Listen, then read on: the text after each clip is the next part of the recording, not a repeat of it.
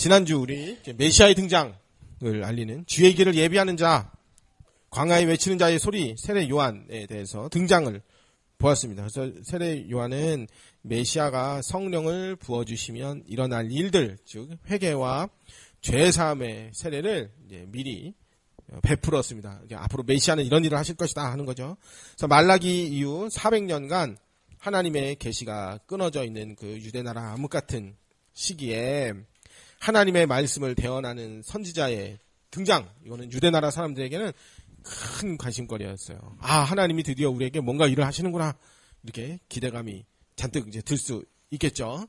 그래서 이제 이어서 이제 오늘 15절, 백성들이 바라고 기다림으로 모든 사람들이 요한을 혹 그리스도인가 심중에 생각하니. 그래서 당시 이제 로마의 속국이었던 그 유대나라 백성들을 그 사람들이 원했던 거는 로마에서 해방시켜주고 그 다윗 시대의 부국 강성을 이뤄줄 메시아를 간절히 바라고 있었기 때문에 요한에 대해서 그리스도가 아닌가 하는 생각을 했습니다. 그러니까 지금 우리 그 잘못된 신학 사상으로 우리가 따르는 신학이 아니고 한국 교회도 많이 깔려 있는데 세대주의라는 게 있어요. 세대주의라는 것은 나눈다는 거, 세대를 나눠서 구원을 나누고 시대를 나누고. 근데 그 사람들이 왜 그렇게 하느냐면 성경 자체를 문자적으로 봐서 그랬습니다. 그럼 어떻게 문자적으로 봤냐고?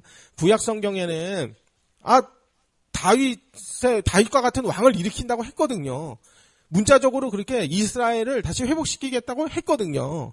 근데 우리는 신약 구약을 통틀어 예수 그리스도 안에서 하나님의 모든 약속이 성취되어 예수 그리스도 관점으로 구약부터 다시 통일적 관계로 보니까 이거는 저 유대인들만 구원한다는 게 아니라 구원받은 아브라함의 백성들만 선민 이스라엘이 아니라 예수님을 그리스도로 믿은 모든 사람들을 이 사람이 하나님의 백성들 이스라엘이라고 하고 이 사람들은 모든 사람을 교회라고 하는구나. 우리는 이제 그렇게 보는 거고, 그 사람들은 유대나라 사람들만, 저 아브라함의 그 씨로 약속된 그 사람들만, 유대인들만 하나님 백성이고 나머지는 이방인은 또 다른 구원이고, 이렇게 보는 겁니다. 그래서 구약은 율법 시대고 신약은 복음 시대고, 구약의 구원 방법은 율법을 지키는 거고 신약의 구원 방법은 예수님을 믿는 거고, 이렇게 세대주의 구원 방법도 나누고 구원받는 사람도 나누고 다 나누는 겁니다. 그게 이제 세대주의, 그건 잘못된 신학 사상인데요.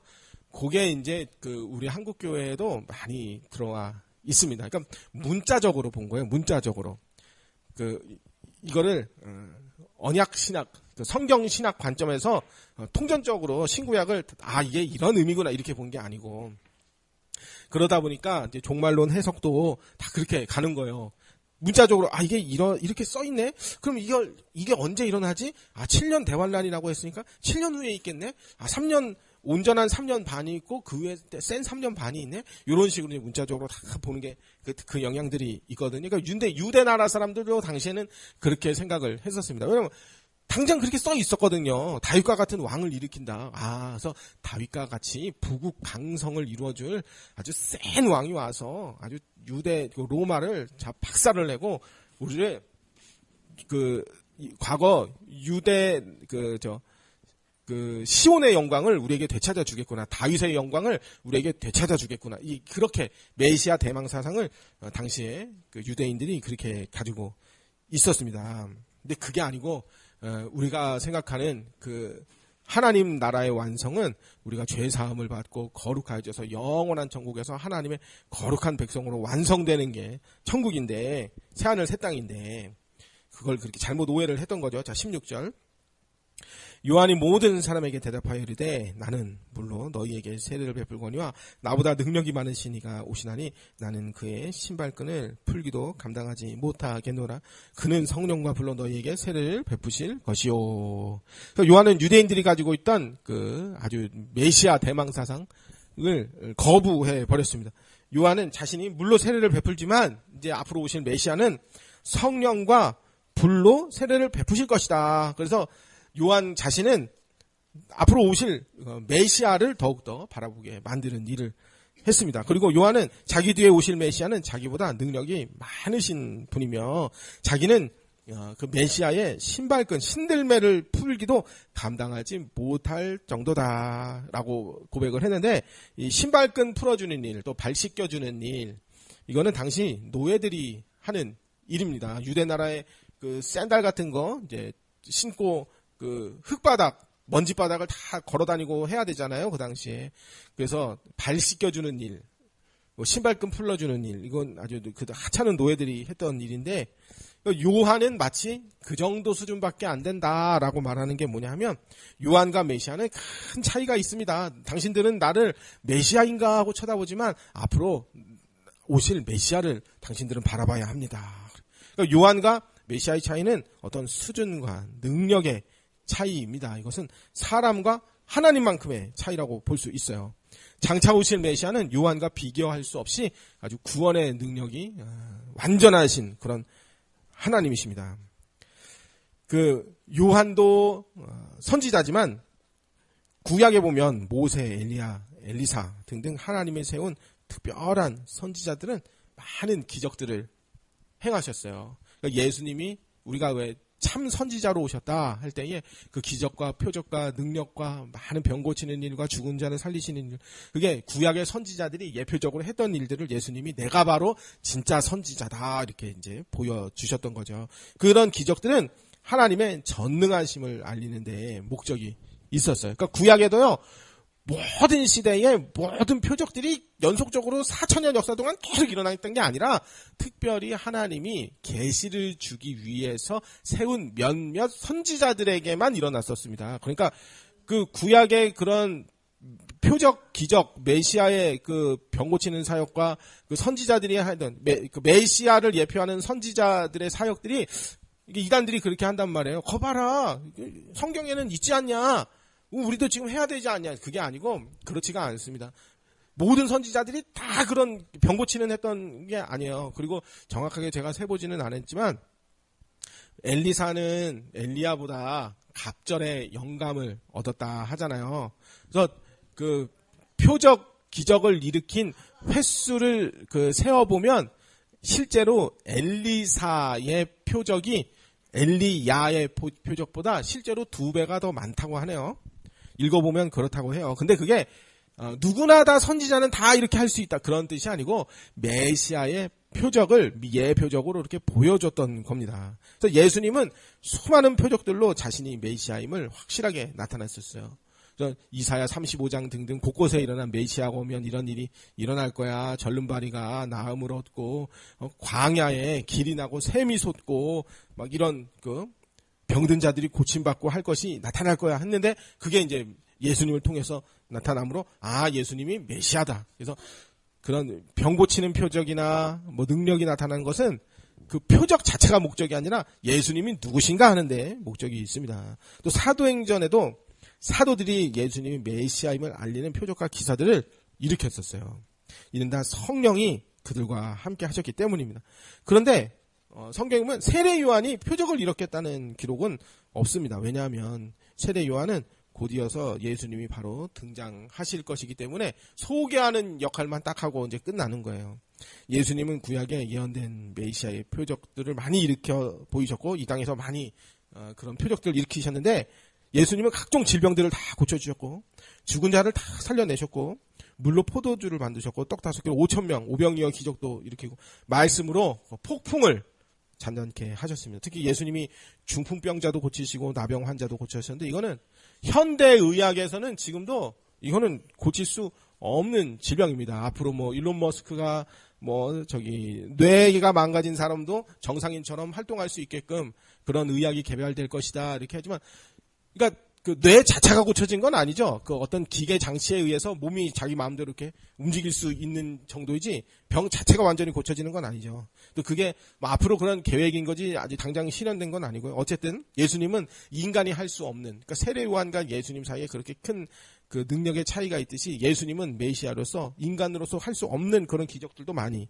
일으켰습니다. 또 예수님은 수많은 영혼들을 변화시켰고 부활 승천 이후에는 전 세계 모든 열방 중에 택한 백성에게 은혜와 믿음을 성령을 부어주셔서 회개와 제사함의 세례를 예수님은 베푸시고 계십니다. 이런 점이 신발끈도 풀 수 없다 한 요한과 예수님의 큰 차이점이면서 또 회개 세례를 베푼다는 점에서는 요한과 예수님이 비슷한 점이면서 그렇게 볼 수가 있겠습니다. 당시 유대나라에서 요한도 많은 이들에게 세례를 베풀었지만은 메시아가 직접 하실 그런 전 세계 열방 중에 택한 백성들 다 불러 모으는 그런 구원 사역의 크기는 비교가 안 되는 거죠. 그래서 요한과 예수님의 차이, 신발끈도 풀 수 없다 했던 그 차이는 한마디로 사람과 하나님의 차이 정도 된다. 그렇게 보면 되겠어요. 그래서 고린도서 4장 20절에 하나님 나라는 말에 있지 아니하고 오직 능력에 있음이라 그랬죠. 그러니까 저 이단 그 거짓 교사들 보면 입방구만 잘해. 이것만 말만 잘해. 말만. 실제로는 아무 경건의 능력 아무것도 없잖아요. 근데 사람들이 거기에 다 속아요.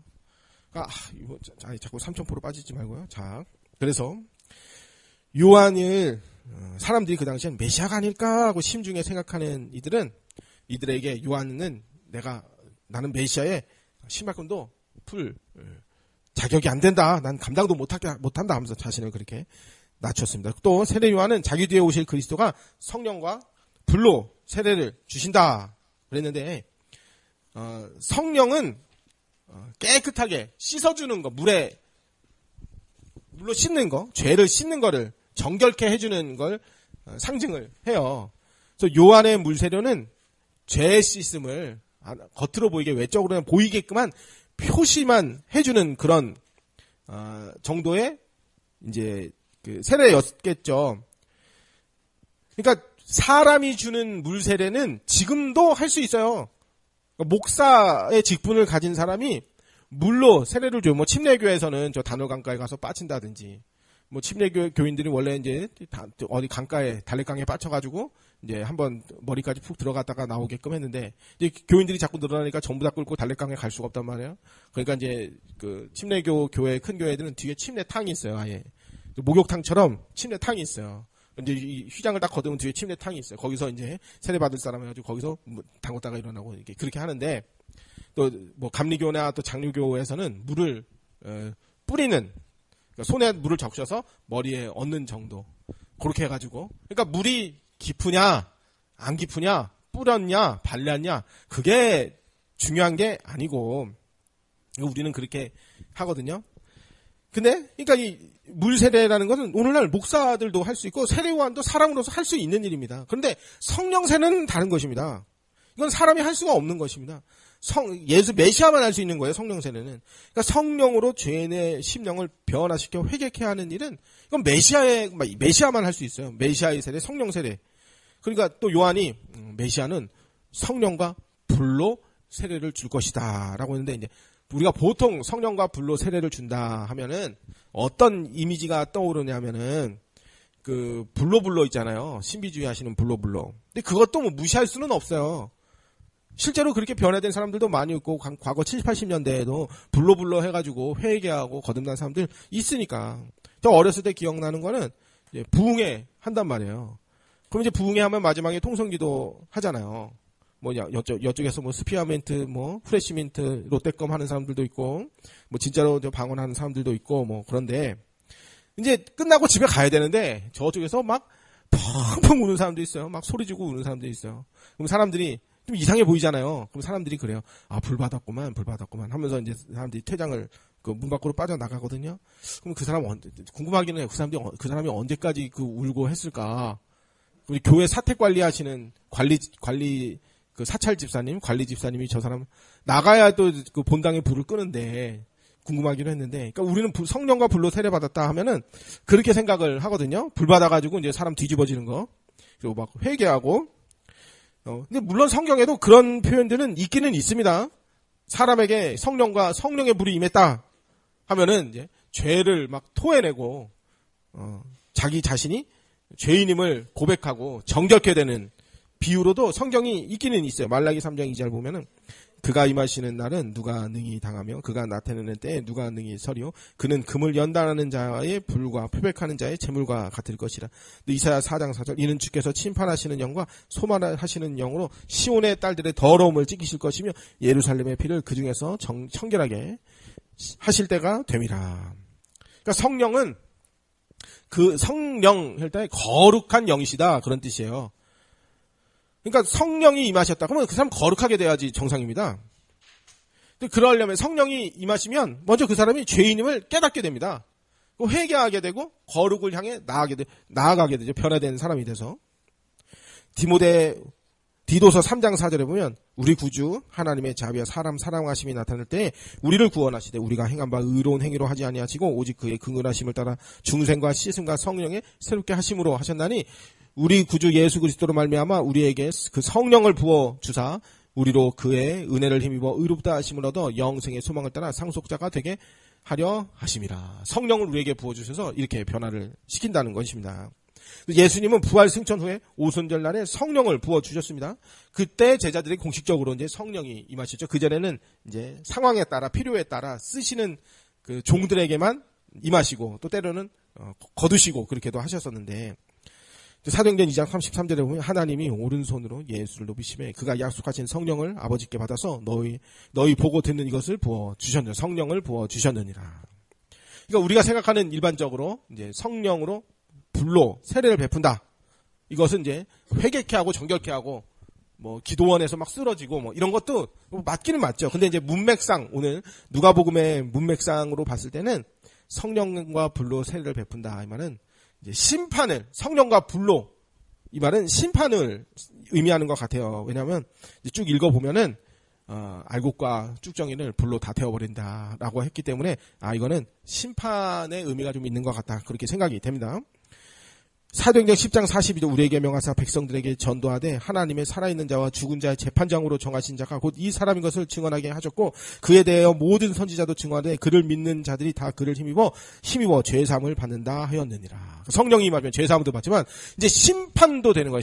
성령과 불로 심판도 하시는 거예요. 재판장으로서 심판주로서 예수님이 그렇게 일을 하십니다. 요한은 메시아와 자신의 존재적, 인격적, 사역적 관계와 크기에 대해서 바르게 알고 나는 아무것도 아닌 자고 예수님은 하나님이셔. 나는 그의 신발끈도 풀게 감당치 못하겠노라 할 만큼 그는 하나님이시다. 이렇게 이제 표현을 한 것입니다. 오늘날 일부 목사들과 뭡니까 저기 방송의 PD 수첩에 아니죠 SBS 그것이 알고 싶다에 또 이상한 목사가 하나 또 등장해가지고 누가 물어보더라고요. 카톡으로 이거 다락방 목사예요? 물어보더라고요. 요거는 다락방 아닌데요. 대답해줬는데 이상한 놈들 자꾸 나오는데 뭐부터 하냐면요. 내 말이 하나님 말씀이다. 그리고 내가 곧 주의 종이다. 이렇게 해가지고 이제 가스라이팅해서 돈을 착취하고 성을 착취하고 그렇게 하는 거거든요. 그러니까 자신은 주의 종이다. 이런 이단 거짓 교사들은 자기가 주의 종이다 하면서 무한한 권위를 내세우고 성도들을 세뇌시켜 가스라이팅 해가지고 그렇게 악행을 합니다. 근데 성경에 주의 종이다 하면은요 자신이 비천한 신분인데 종이면 아무것도 아니고 시키는 대로만 순종해야 할 거 아니에요. 그런 역할은 그런 건 말 안 하고 자기를 거의 뭐 하나님과 동격인 것처럼 자꾸 한단 말이에요. 그러니까 비천한 신분을 망각한 채 마치 자신은 사도들과 동급이라도 되는 양 그런 교만하게 막 그렇게 하는 그 사람들이 있단 말이에요. 그러니까 혹시나 제가 우리 모여서 예배하는 인원도 얼마 안 되지만 내 말이 자꾸 성취됩니다. 내가 이렇게 하잖아요. 그러면 저건 미쳤구나. 그렇게 생각하시면 저거 이제 사이비의 길로 가는구나. 그렇게 생각하시면 돼요. 내가 이렇게 얘기했더니 이게 이렇게 됐습니다. 그러면 저건 이제 가짜구나. 그렇게 생각하시면 돼요. 자, 17절. 손에 키를 들고 자기의 타작마당을 정하게 하사 알곡은 모아 곳간에 들이시고 쭉정이는 꺼지지 않는 불에 태우시리라. 그러니까 심판은 우리 삼촌 그거요. 김영석 어르신한테 잘 먹겠습니다. 인사하고 먹는 거예요. 그거 알았죠? 예배 끝나고 먹는 거예요. 원래는. 자 17절에 그래서 불로 세례를 베푸신다 이 말은 이제 심판에 대해서 한 말이다. 그래서 세례 요한은 추수와 관련하여 예를 들어 예수님이 어떤 분이신지를 알려주는데 지금 애들은 키가 뭔지는 모를 거예요. 키는 뭐냐면 이제 오줌 싸면 뒤집어 쓰는 게 키인데 이 타작한 곡식을 알곡과 쭉정이로 이렇게 위아래로 키질을 하면은 이제 껍데기는 날아가고 알곡은 이제 그 안으로 떨어지는 거죠. 그래서 알곡은 모아 곡간에 들이지만 쭉정이는 불에다 다 태워버린다고 합니다.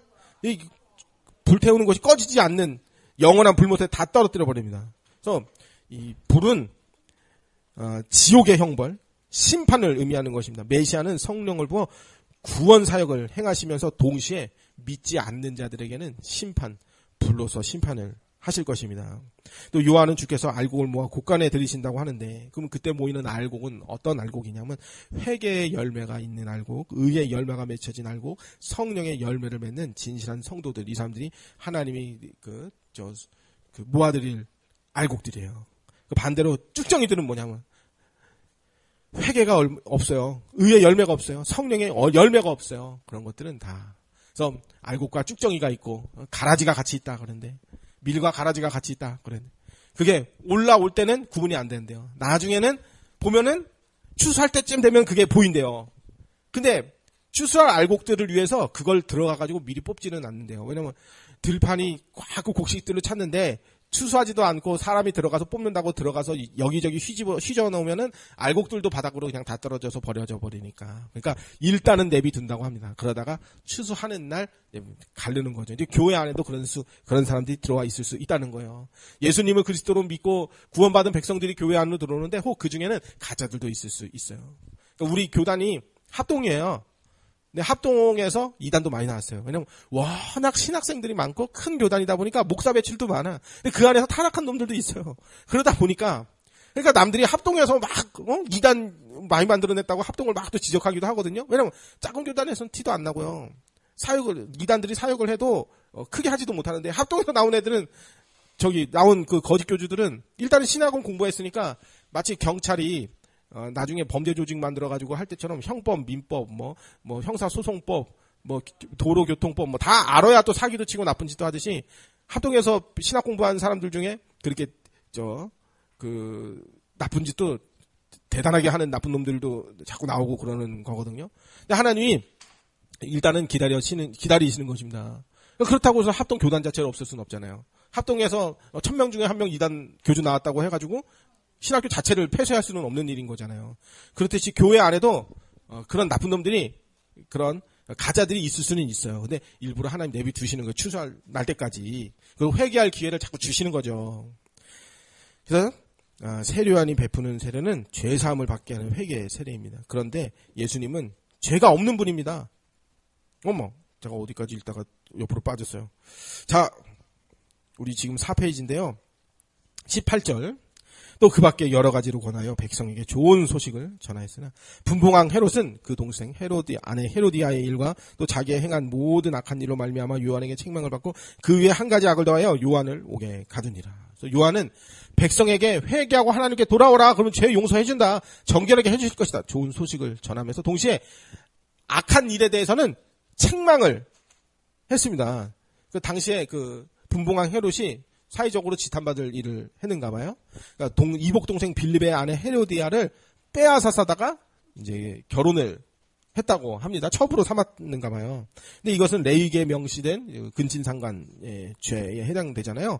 그래서 세례 요한이 이것도 지적을 한 거예요. 악한 일을 한 그 헤롯을 요한이 책망을 했습니다. 그 건으로 말미암아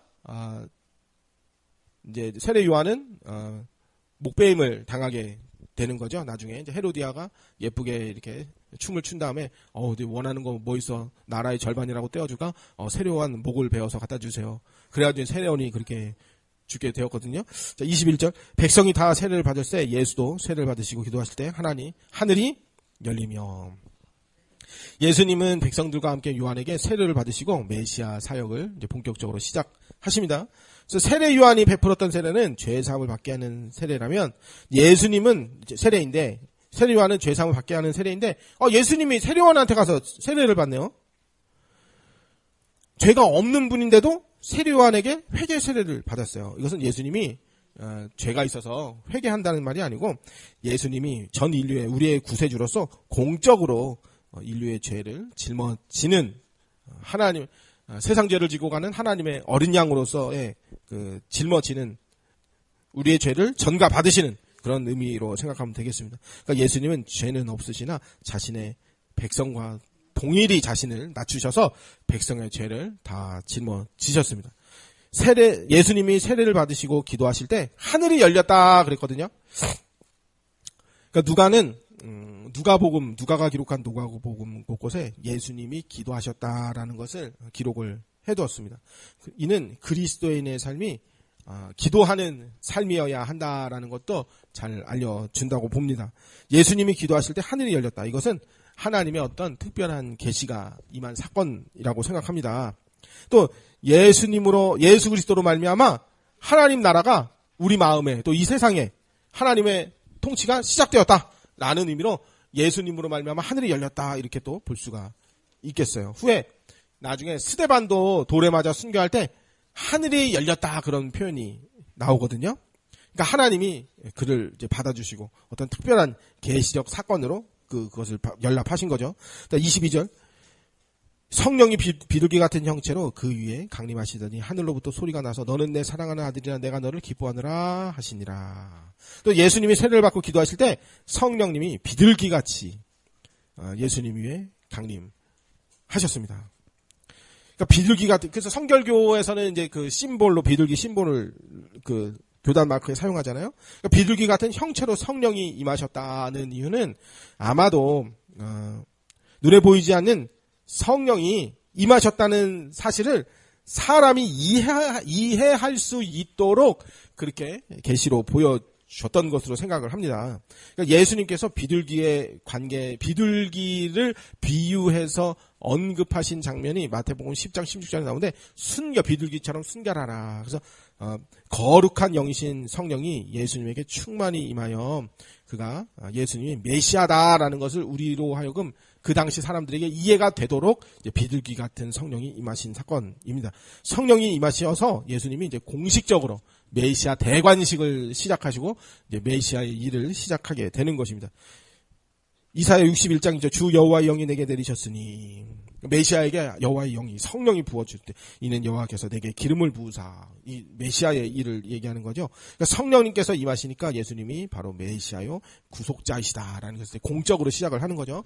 성령님께서 강림하시고 성부 하나님께서 말씀하시기를 너는 내 사랑하는 아들이라 내가 너를 기뻐하노라 이렇게 말씀하셨는데 이 말씀이 시편 2편 7편에 내가 여호와의 명령을 전하노라 여호와께서 내가 이르시되 너는 내 아들이라 오늘날 내가 너를 낳았노라 이렇게 메시아의 예언들이 이렇게 하나하나 꽤 맞춰지면서 예수님이 바로 그 주인공이시다, 메시아시다, 이걸 우리가 알 수 있죠. 이 메시아 예언의 성취예요. 복음서 여러 곳곳에 예수님은 하나님의 아들이시다. 또 귀신도 알고 쫓아가서 하나님의 아들이시여 거룩한 자시다 그렇게 표현을 하죠. 이사야 42장 1절 내가 붙드는 나의 종 내 마음에 기뻐하는 자 내 기뻐하는 자라 내 기뻐하는 곧 내가 택한 사람을 보라 내가 나의 영을 그에게 부어주신 주 그러니까 메시아에게 성령이 부어진 그가 이방에 정의를 베풀리라. 예수님이 하신 모든 일은 다 하나님의 뜻에 합당한 일이며 기뻐하는 일이며 하나님 앞에 옳은 일이에요. 예수님은 하나님이 기뻐하신 자 정의를 베푸는 여호와의 종 메시아입니다. 드디어 하나님의 아들이신 예수님께서 메시아 사역을 시작하십니다. 우리의 죄 문제를 해결하시는 사역을 하시는 것입니다. 예수 그리스도의 구속 사역에 의해서 모든 인류는 예수 그리스도의 구속 사역으로만 구원을 받습니다. 23절 예수께서 가르침을 시작하실 때가 30세쯤 되니라. 그래서 예수님은 30세 때부터 공생의 사역을 메시아 사역을 시작하는데 이게 실제로 이제 레위인들이 그 제사장의 일을 시작하는 성전에서 일을 시작하는 나이가 30일이라고 합니다. 공적으로 메시아의 사역이 시작이 되었다는 거죠. 자 이제 마지막으로 우리 뭐 누가 누구를 낳았다 요거 그냥 읽어만 보고 끝나려고 하는데 이제 생각나는 에피소드가 있어요. 옛날에 이제 저 다락 시절에 한 25년 전에 같이 이제 그 전도를 나갔는데 목사님하고 그때는 이제 학생이었으니까 신기하지. 이 누가복음의 족보와 마태복음의 족보를 물어보더라고요. 그러니까 어느 집에 들어갔어요. 목사님하고 저하고 들어갔어요. 저는 학생이었어요. 들어갔는데 그 집에 원래 이제 집에 거주하는 사람이 이제 불신자인 거죠. 전도 대상자인 거죠. 처음 본 거지, 그날. 오자, 목사님이세요? 와, 무슨 앉으세요. 그런데 이 족보 이거, 자기가 누가복음의 족보와 마태복음의 족보를 자기가 여러 번 읽어봤대. 그리고 이 역대서해를 통해서 자기가 이게 실제로 맞는가 자기가 확인을 해봤대. 그때 뭐 인터넷도 뭐 그럴 때인데. 그러니까 실제로 그 사람 읽어본 거예요. 근데 나는 이제 그 전에 대충 알고 있었거든요. 이 족보의 차이가. 조금은 알고 있었거든요. 그때는 학생이었어도 알고 있었거든요. 근데 감히 또 목사님이 옆에 얘기하는데 내가 일개 그 전도사 학생이 얘기를 못 하잖아요. 저 가만히 있었어요. 20년 전에. 가만히 있었어요. 그랬더니 목사님이 그러면 알려주겠다. 예수를 영접하면 이 시간 넌 그게 알게 된다. 그렇게 말씀하셨어요. 그 사람이 진짜냐고. 그럼 영접기도 따라 했어요. 그래서 그 사람이 물었어요. 내가 영접기도 따라 했습니다. 목사님. 시킨 대로 했습니다. 이거 뭡니까? 목사님 대답을 못 하는 거예요. 그래서 제가 옆에서 아무래도 내가 알려줘야 될 것 같아. 이거는요, 이게 왜 틀리냐면, 목사님이 저를 무서운 눈으로 째려보시는 거예요. 그래가지고 말을 못했어요. 결국엔 그래서 쫓겨났어요, 그 집에서. 아니, 목사님이 영접하면 이거 알게 된다며. 목사님이 얘기를 못 하셨어요. 자. 그러니까 이게 조금 틀릴 수가 있어요. 그러니까 저기랑, 역대기에 나와 있는 실제로 성경 인물들하고 이 마태복음, 누가복음에 써져 있는 그 성경, 여기 나오는 족보에 나오는 인물들하고 조금 달라요. 그러니까 마태는, 그 히브리어 다비드에 맞춰가지고 숫자별에 맞춰서도 그걸 했다고 해요. 그렇게 설명들이 있어요. 그리고 마태하고 누가하고, 그러니까 하향 방식, 상향 방식, 그러니까 밑에서 위로 올라가는 족보, 위에서 밑으로 내려오는 족보, 이렇게 설명들이 인터넷 지금 찾아보면 많이 나와 있어요. 20년 전에는 그런 설명들이 별로 없었어요, 그게. 자, 오늘 읽어보고만 마칠 건데, 23절부터 38절까지, 우리 한 절씩 읽어볼게요. 23절부터 38절까지. 제가 23절, 예수께서 가르치심을 시작하실 때 30세쯤 되니라. 사람들이 아는 대로 요셉의 아들이니 요셉의 위는 헬리요.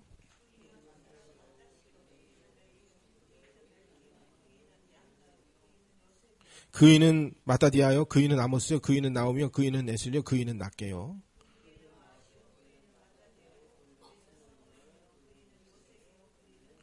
그이는 요하나니요, 그이는 레사요, 그이는 스루바벨이요, 그이는 살다리요, 그이는 네리요.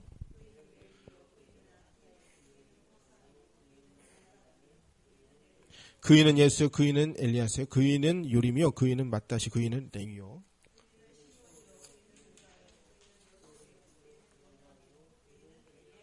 그이는 멜레아요, 그이는 맨나요, 그이는 마다다요, 그이는 나단이요, 그이는 다이시요.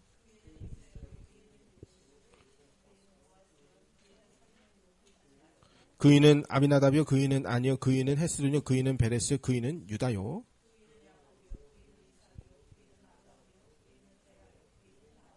그이는 스르기요, 그이는 루요, 그이는 벨렉이요, 그이는 헤버요, 그이는 살라요.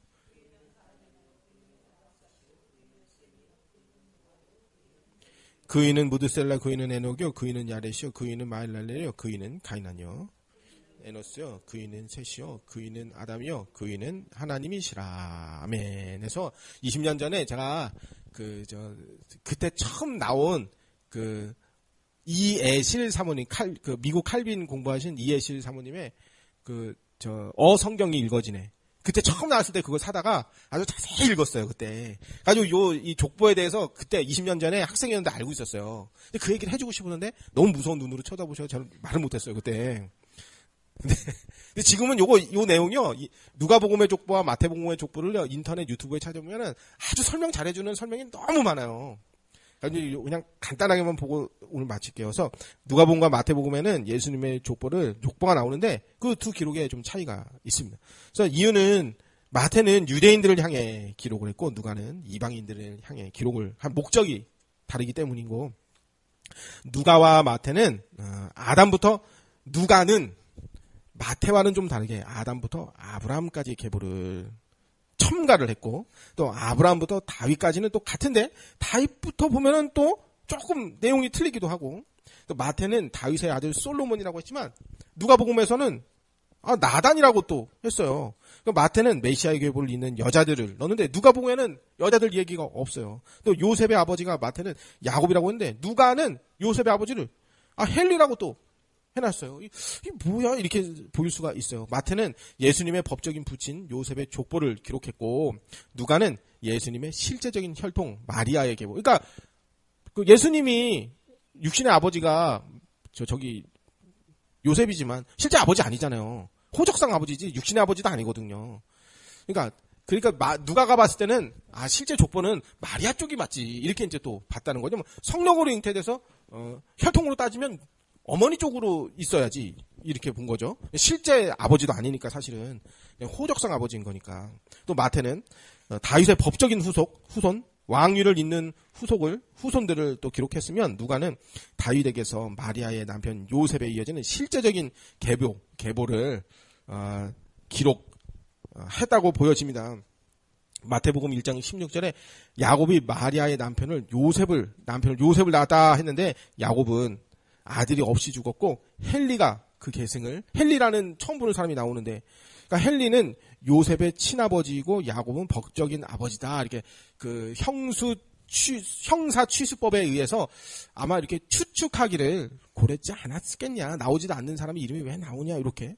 요 내용이 요거 조금 틀리거나 혹 요거 잘 모른다고 그래서 지옥 가거나 뭐 벌 받거나 그런 건 아니에요. 요게 중요한 내용은 아니니까. 그러니까 형사 취수법이라는 게 뭐냐면 지금 고대 나라에만 있었던 거지 고대 이스라엘에만 있던 거지 지금 우리하고는 아무 관계가 없는. 근데 형이 죽으면 형수를 도련님이 결혼을 하는 거예요. 유대 나라에서는 메시아 계보를 잇는 그 씨를 이어간다라는 그 집안을 이어간다라는 목적으로 예표적으로 그렇게 보여줬던 거지 지금 우리하고는 관계가 없어요. 이제 그래서 모르는 남자 이름이 들어온 게 아니냐 이제 그렇게 추측을 한다는 거죠. 요 내용은 그렇게 중요한 거 아니니까.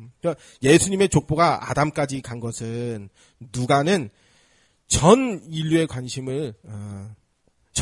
관심을 기울이고 있었기 때문에 이방인에게 복음을 전해야 되니까 예수님의 족보를 아담까지 올라가고 하나님까지 끌고 올라가는 거예요. 그래서 예수님은 하나님의 아들이시다 이 이야기를 하려고 그 예수님의 족보를 위로 끝까지 올라가가지고 하나님까지 쫙 끌고 올라가는 거예요. 그래서 마태복음하고 누가복음하고 그 족보가 조금 다르긴 한데 마태복음은 예수님이 약속된 왕이시며 메시아시다 이 얘기를 하고 싶었던 거고 누가복음은 예수님이 완전한 인간이시자 하나님의 아들이다 이 이야기를 하고 싶었던 것입니다. 예수님의 족보는 하나님의 신실하신 약속의 성취다 이것을 증명하기 위해서 이제 족보를 그렇게 끌고 올라갔다고 봅니다.